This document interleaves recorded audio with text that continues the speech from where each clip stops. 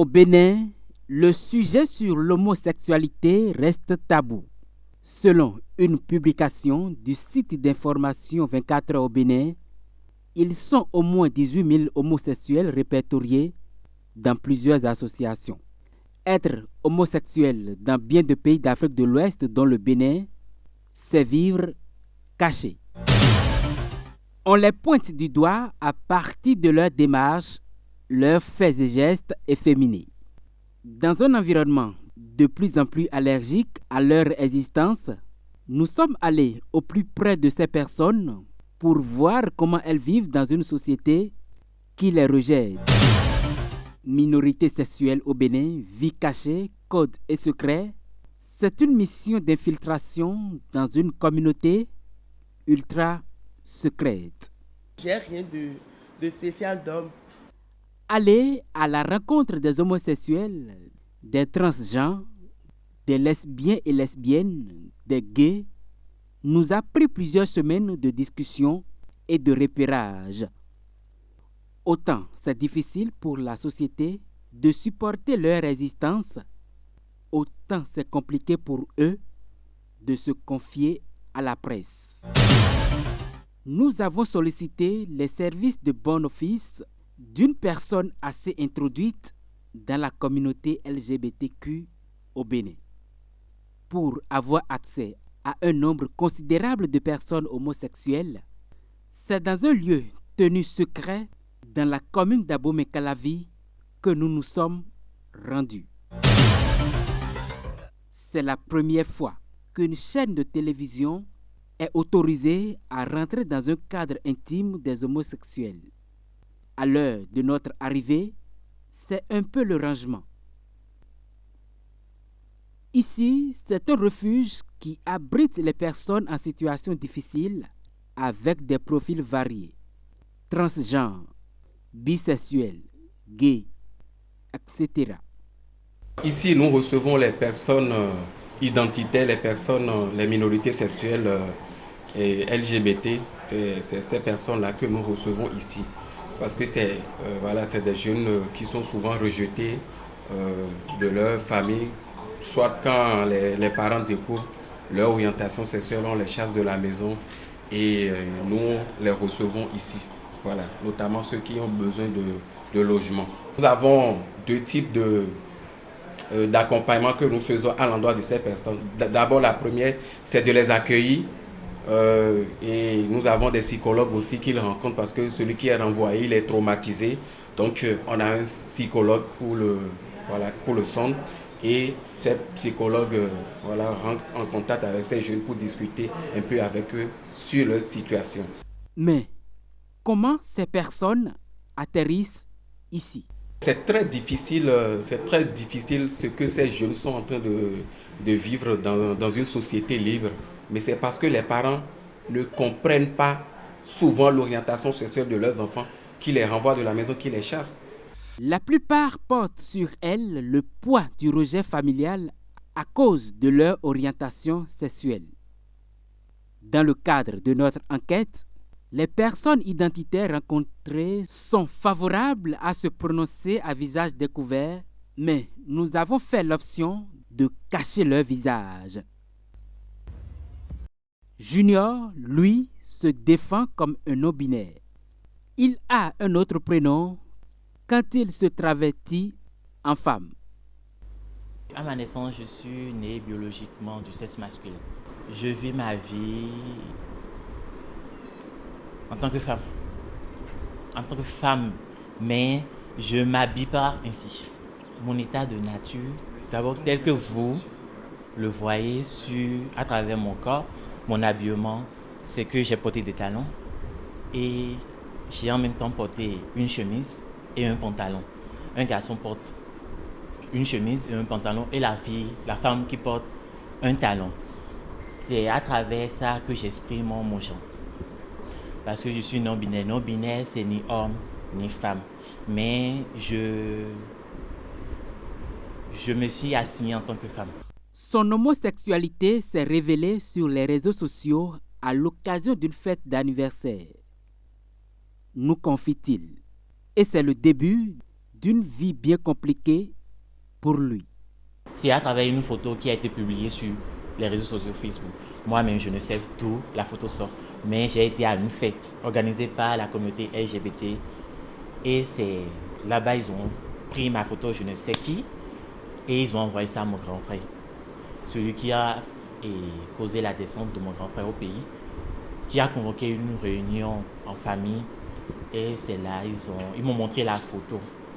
J'ai été victime de violences, de déscolarisation et de sans-abri. Contrairement à Junior, Lovely est transgenre.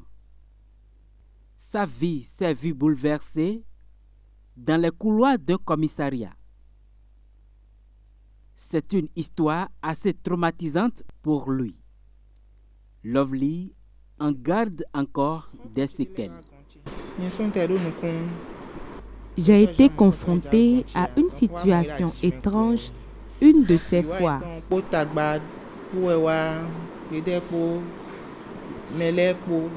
Des amis à moi, LGBT, au seuil de ma résidence, agressés par des individus non identifiés.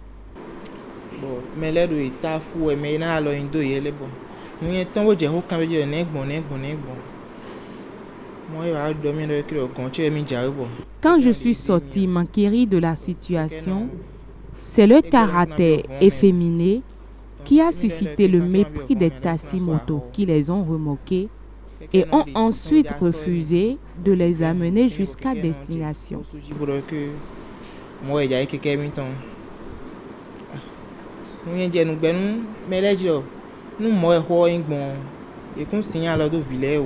Pendant les échanges, pour mieux comprendre la situation, ils s'en sont pris également en ma personne, sous prétexte que je suis également un LGBT.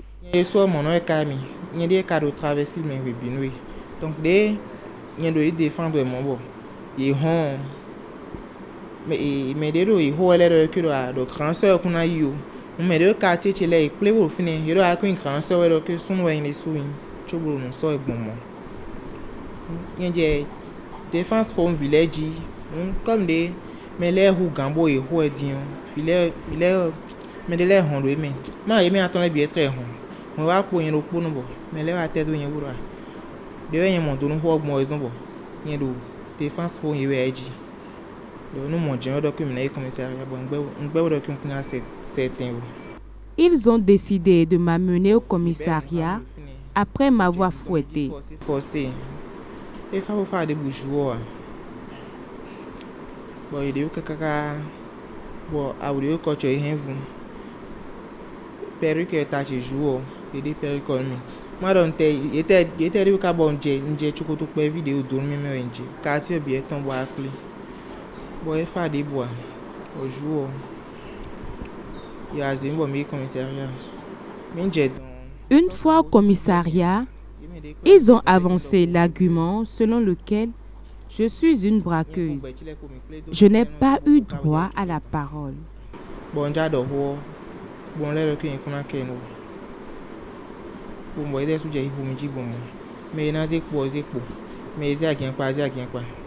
Les policiers m'ont également maté.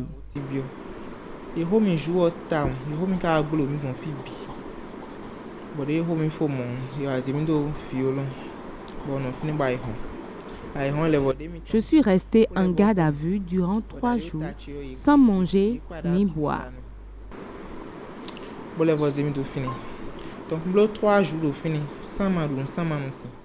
Au Bénin, l'homosexualité n'est pas pénalisée contrairement aux pays voisins que sont le Sénégal et le Nigeria.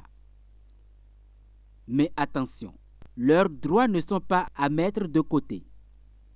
Alessandrine Saïzonou Bédié est avocate au barreau du Bénin. Étant donné qu'il n'y a pas de test spécifique, mais c'est des hommes. Si on porte atteinte à leur intégrité, tout simplement parce qu'ils sont d'un autre bord, ils sont en mesure de se plaindre.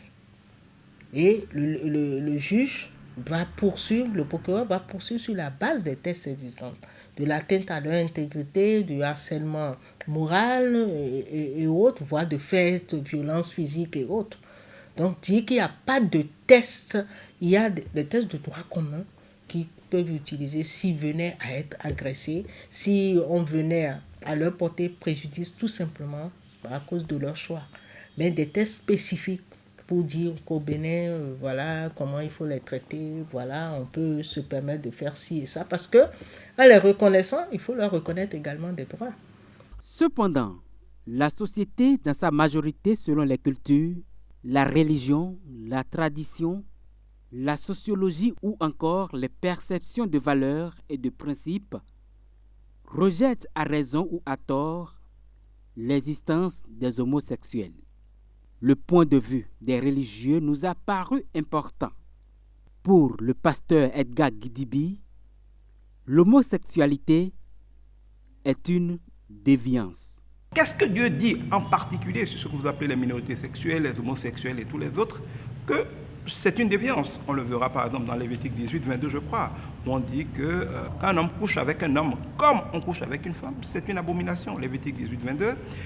On voit aussi dans Lévitique 20, je crois 13, que quand un homme couche avec un homme comme on couche avec une femme, c'est une abomination devant l'Éternel. L'Église catholique, quant à elle, affiche une position nuancée et fait une différence entre l'homosexualité et l'homosexuel. L'homosexualité est un acte intrinsèquement désordonné. Désordonné tout simplement parce que ce n'est pas conforme à la loi naturelle. Vous voyez, l'homme est créé masculin et féminin et la tendance c'est que le masculin attire le féminin va vers le masculin.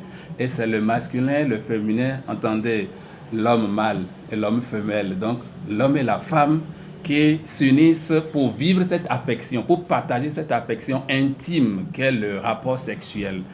Donc je vais dire que l'Église est au niveau d'un compromis entre deux principes. Le premier principe, c'est que l'homosexuel n'est pas un homme à abattre. L'homosexuel n'est pas un homme à rejeter. Donc, l'accueil de l'homosexuel, ça c'est le premier principe.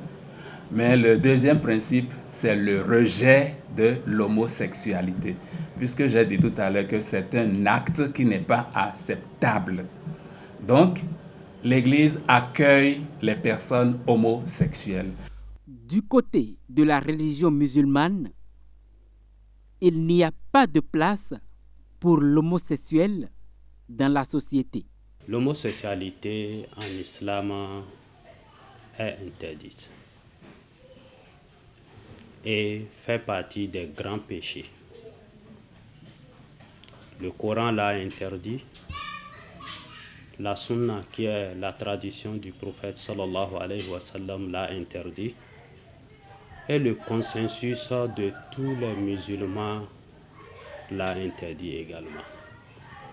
Et quand nous prenons un exemple dans le Coran, Allah subhanahu wa ta'ala nous dit Atatuna dhukurana min al-alamin wa tadharuna ma khalaqa lakum rabbukum min azwajikum bal antum qawmun adun. Allah subhanahu wa ta'ala nous dit dans ce verset, allez-vous accomplir l'acte sexuel avec les mâles de ce monde et vous délaissez les épouses que votre Seigneur a créées pour vous, mais vous êtes plutôt un peuple de transgresseurs. Il est clair que nous ne devrons pas faire cet acte-là avec des semblables comme nous. Des positions religieuses assez claires qui ne vont pas dans le sens de l'acceptation de l'homosexualité. Pourtant, l'effectif des LGBTQ s'agrandit de jour en jour. Les causes de l'homosexualité sont aussi insaisissables que la problématique de l'homosexualité dans la société. On ne peut pas dire que c'est une maladie, mais il y a des aspects maladifs. Est-ce des causes psychiques? Ce n'est pas non plus totalement déterminé. Mais ce qu'on peut dire, c'est qu'on constate que certaines personnes ont cette tendance-là. Est-ce un développement mal intégré au niveau de l'évolution de la personne humaine, je crois que les recherches continuent. Et pour leur défense, les homosexuels rencontrés avancent la thèse d'une réalité naturelle. Pour eux, c'est parti d'une enfance qui n'a rien d'extraordinaire. Karina, ça a commencé depuis le bas âge, même depuis les premiers pas à la maison. Ma maman me disait avec ses amis me voyaient. Mes manières de faire, eux tous disaient, ton enfant, c'est pas un homme, hein. Il a tout d'une femme. Ton enfant, il ressemble trop à une femme. Hein. Il ressemble trop à une femme. Hein. En grandissant, moi-même, je comprends en moi-même que j'ai rien de spécial d'homme. Même ma peau, je sens en moi que je suis une femme. On ne va pas dire qu'on a copié quelqu'un. C'est inné en nous. On est venu, on a grandi dans ça. Quand on grandissait, on n'avait pas de l'attirance pour les hommes, mais plutôt pour les femmes. Pour les parents dont les enfants se retrouvent être dans l'univers des minorités sexuelles, c'est une pilule amère, très amère à avaler. Dame Lucrèce a dû renvoyer son enfant de la maison à cause de son homosexualité. Il a commencé à l'âge de 14 ans. Mais moi, je ne savais pas si c'est homosexuel parce que j'attends, mais je n'ai jamais vu. Des fois, si je dépose mes habits, il porte mes habits, il met mes perruques. Mais les gens disaient, ah, maman, tu as la chance, si tu as vraiment la chance, si ton enfant était une fille, ça serait bon pour toi. Il cuisine très bien, il fait tout de ménage, il fait tout. Mais moi, je ne savais pas que c'est homosexuel. J'ai constaté ça à l'âge de 17 ans. Et il y a un jour, nous sommes à la maison, et il met des pommades. Et j'ai pris son pommade pour renverser tout au WC.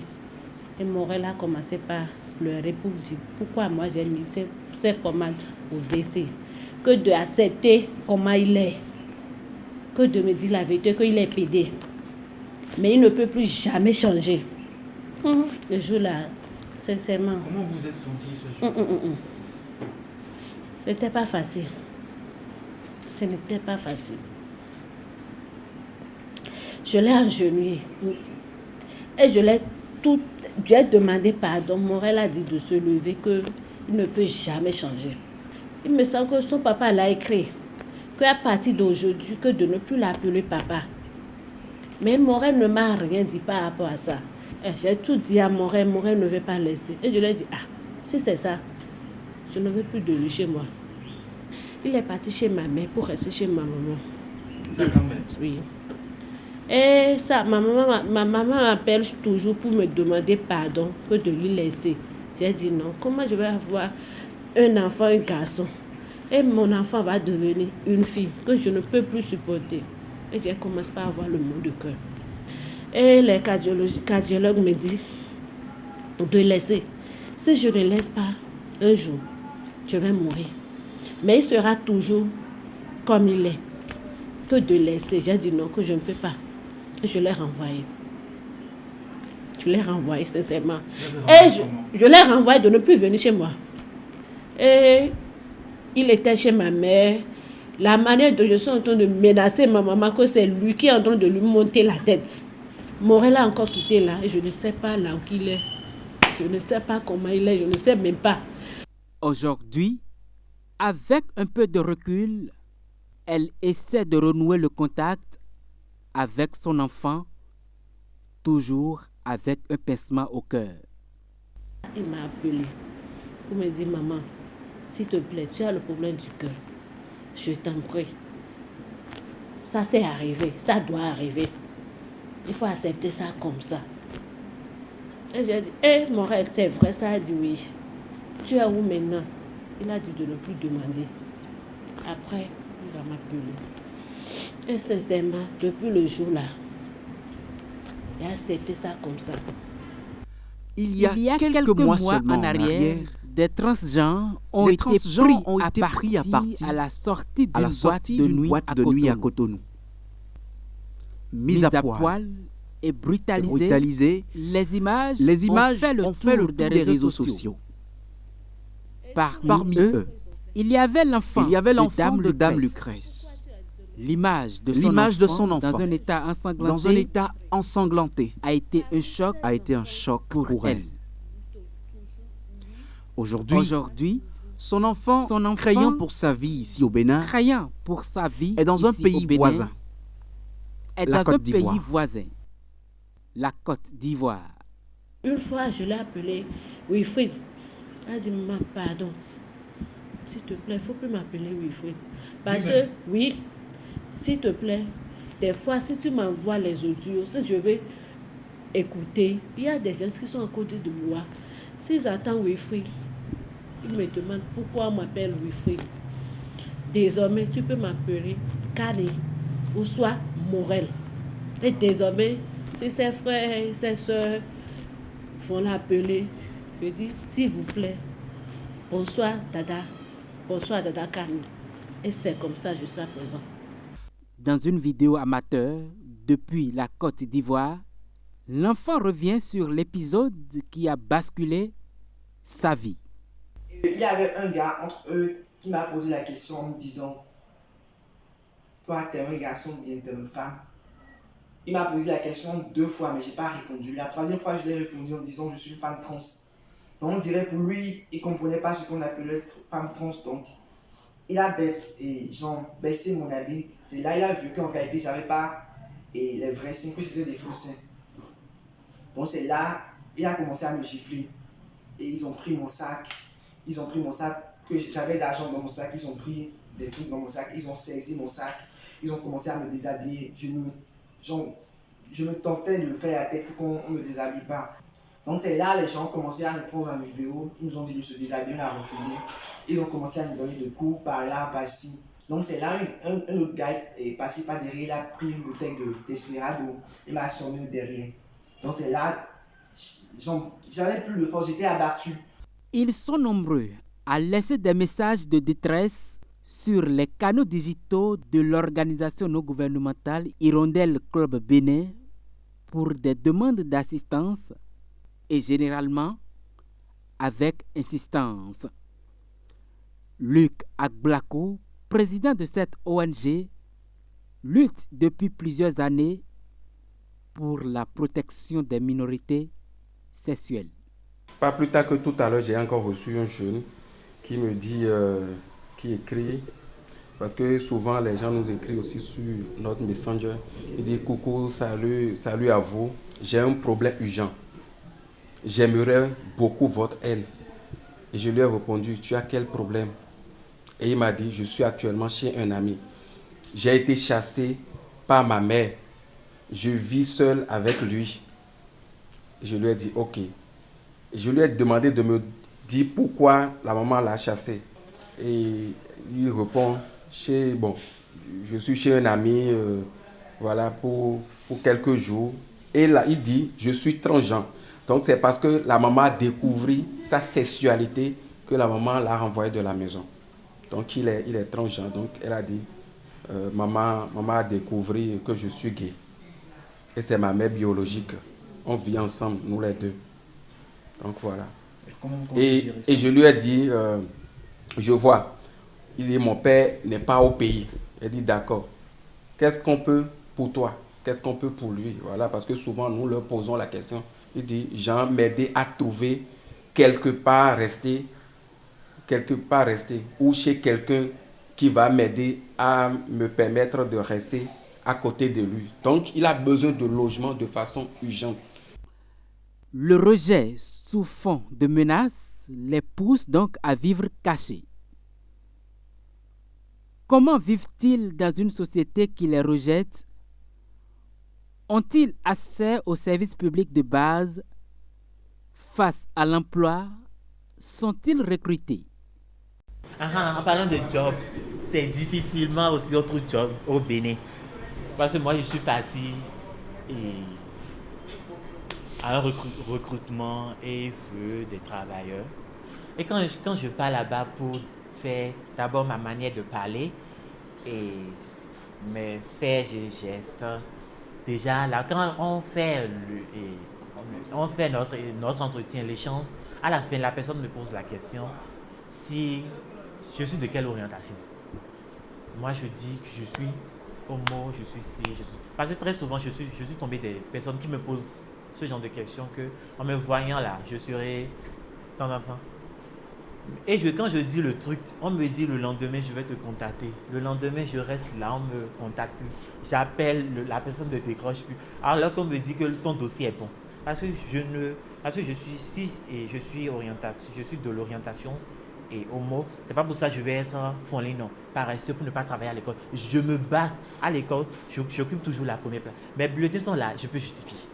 Ici, au refuge, cachés dans leur quotidien, les jours ont les mêmes couleurs, vivre sans grande perspective et parfois un peu perdu. Ces dernières années, le développement des réseaux sociaux a levé un coin de voile à la fois sur la vie des homosexuels, mais également des violences de tout genre dont ils sont victimes.